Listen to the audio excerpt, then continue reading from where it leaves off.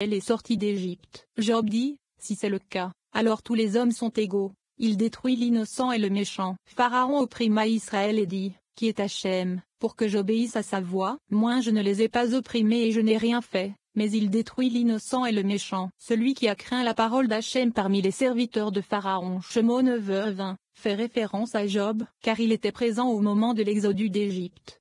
192. Rabbi Yehuda dit, les grêlons qui tombaient sur les Égyptiens et qui ont été arrêtés par Moïse se sont vengés plus tard, à l'époque de Josué, et dans les temps à venir, le reste tombera sur Édom et ses descendants. Rabbi Uzi a dit, c'est ce qui est écrit, comme au temps de ta sortie du pays d'Égypte, je lui ferai voir des choses merveilleuses. Michi 7h15.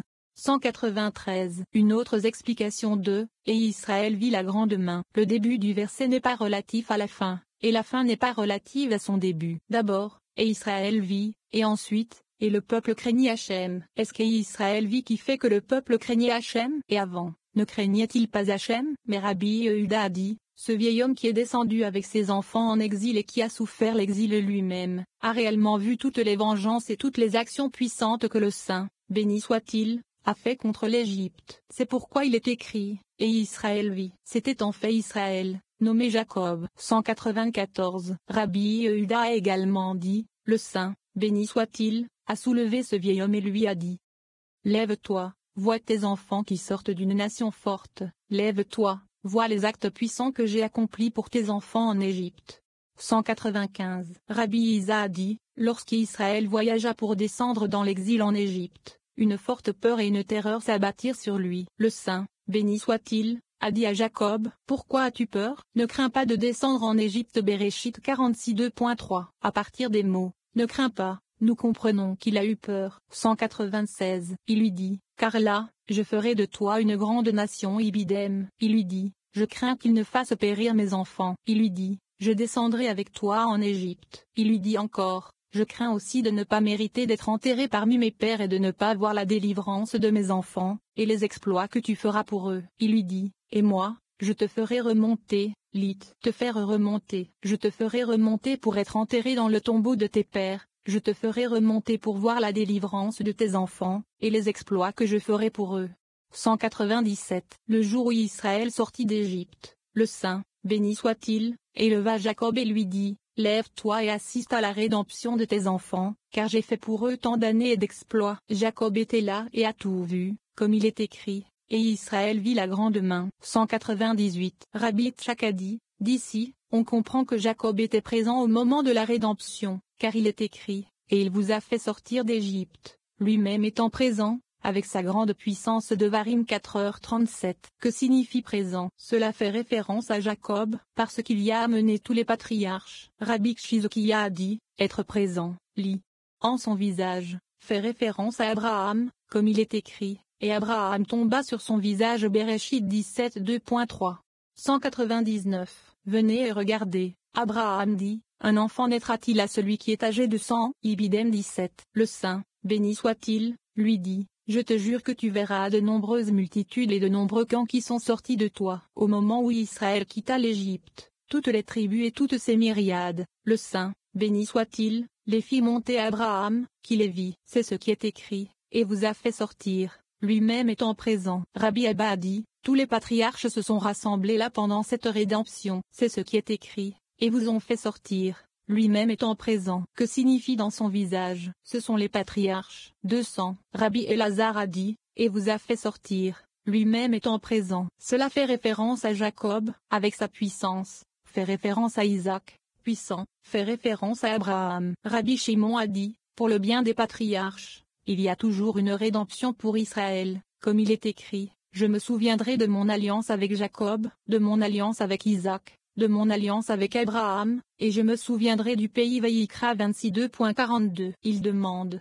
les patriarches sont dignes d'être rappelés, mais quelle est la signification des je me souviendrai du pays? Il répond, afin d'inclure David parmi eux, nommé Malkout, que l'on appelle la terre, qui est un chariot avec les patriarches, qui sont Zévura, et Tiferet, et il suscite toujours la rédemption pour les enfants d'Israël. 201. Et Israël vit la grande main qu'Hachem fit sur l'Égypte. Il demande, il l'a fait maintenant, il l'a fait plus tôt. Qu'est-ce que la grande main qu'Hachem a faite? Il répond, une main n'est pas considérée comme telle s'il y a moins de 5 doigts. Cette grande main signifie qu'elle inclut 5 autres doigts de la main gauche, et alors elle est appelée grande, parce que l'aspect des 3 premiers doigts est acquis par la main droite en étant inclus dans la main gauche, et chaque doigt individuel a une grande valeur. Le Saint, béni soit-il, accomplit des miracles et des actes puissants avec eux, et de cette façon tous les niveaux sont déracinés de la continuité.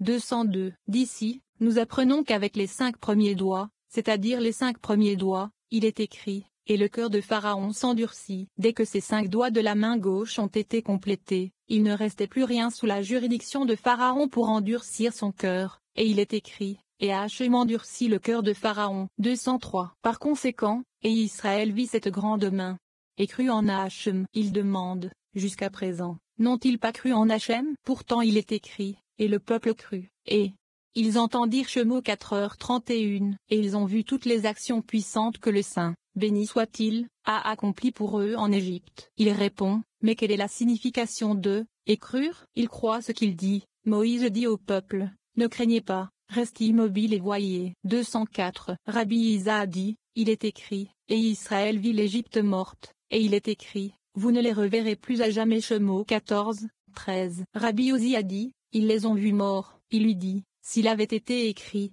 vous ne les reverrez plus vivants, je le dirais. Rabbi Abba lui dit, tu as bien demandé. 205. Mais voici qu'il est écrit, pour les siècles des siècles, lis.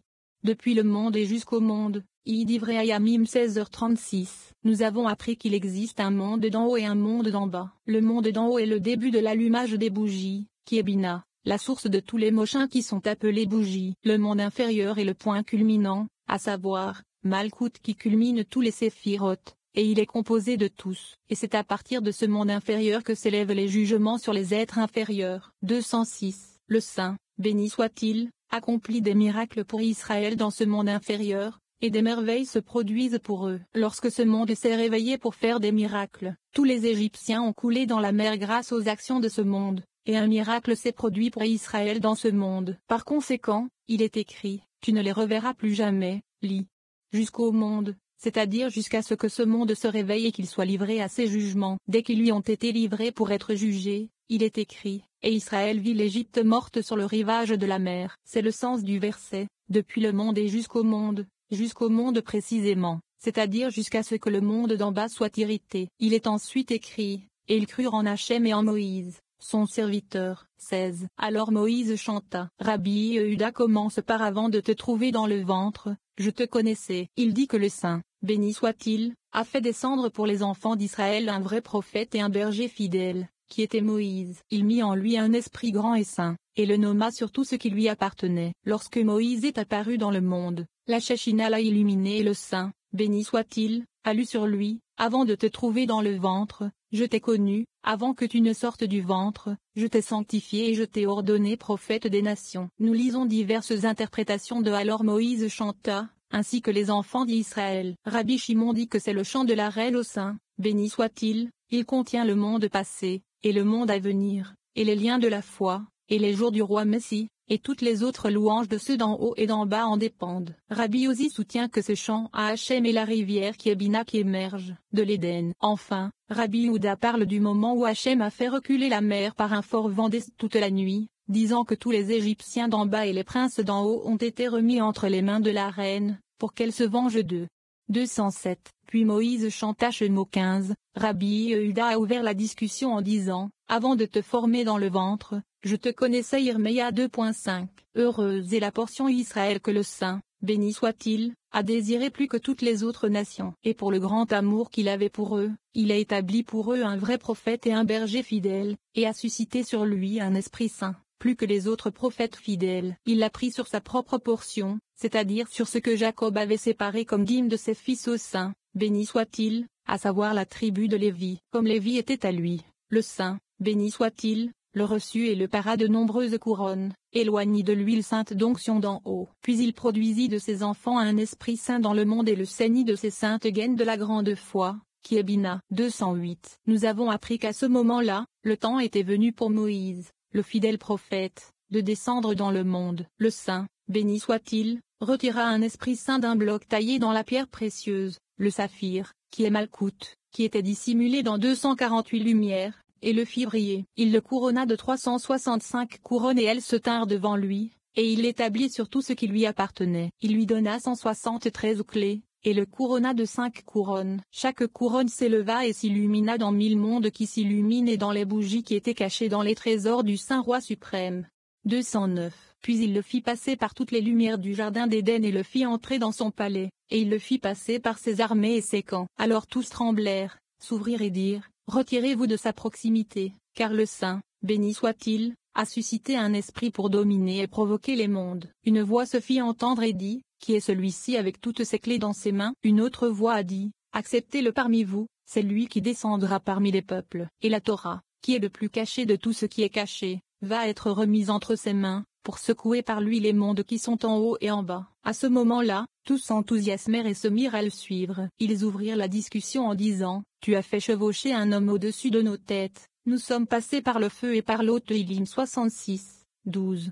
210. Alors l'esprit de Mose se leva et se tint devant le roi. Le même ouvert se leva et revêtit ses couronnes, tandis qu'il couronna l'esprit de 325 couronnes et déposa ses clés dans ses mains. Le Chine s'allongea sur les 3 patriarches, qui le couronnèrent de ses saintes couronnes, déposèrent toutes les clés du roi dans ses mains, et le nommèrent fidèlement pour être le dépositaire de la maison. Le Hé se leva et se couronna de ses couronnes, et le reçut du roi. 211. Alors cet esprit de Mose se posa sur les navires qui naviguent dans cette grande mer, qui est Malkout, et Malkout l'accepta pour l'élever au rang de roi. Elle lui donna de là des armes avec lesquelles il devait frapper Pharaon et tout son pays. Et le Shabbat est le premier jour du mois, elle l'élève au rang de roi, qui est Zahir Ampin. Puis son nom est exprimé par ces lettres que nous avons gravées, qui sont Mem, Shin, et comme écrit ci-dessus. 212. Au moment où il émergea pour descendre sur la terre et se revêtir d'un corps dans la semence de Lévi, 425 bougies furent préparées pour le roi, qui est Zahir Ampin,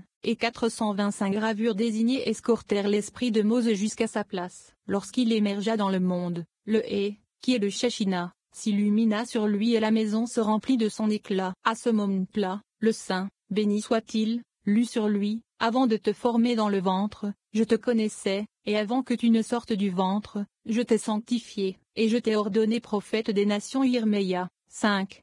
213. Rabbi Tchak a dit, à cette époque, le Saint, béni soit-il, tua le ministre désigné sur l'Égypte. Moïse et Israël ont vu, puis ont récité le chant. C'est ce qui est écrit, et Israël vit l'Égypte morte.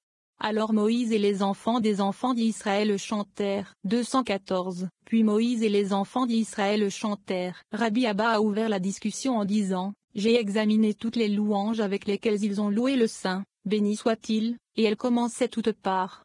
Puis, Az, puis Salomon parla Melachim 8h12, puis Josué parla Yoshua 10h12, puis Moïse et Israël chantèrent. Quelle en est la raison? 215. Il répond, c'est ce que nous avons appris. Tous les miracles et toutes les actions puissantes qui ont été accomplies pour Israël ont eu lieu lorsque la lumière de Hatika Kadisha brillait, qui est Arik Ampin, avec ses couronnes. Elles sont gravées et imprimées par le Aleph, de sorte que le Yud supérieur du Aleph est la colonne droite et la ligne inférieure est la colonne gauche, et la ligne entre les deux est la colonne centrale qui médit. L'Aleph pénètre les ténèbres, allume à la colonne centrale de l'Aleph qui pénètre et diminue la colonne gauche, qui est les ténèbres, dans l'aspect de si fin des 3 premiers séphirotes. Alors, il brille de tous les côtés, ce qui signifie à la fois avec Shema et Anches Adim. Et quand la lumière de l'Aleph rejoint et atteint le Zéhin, ce Zéhin, li, arme, et, l'épée d'Hachem est remplie de sang. Yeshaïa 34 2.6, ainsi que de Malkout lorsqu'elle est tendue vers la gauche.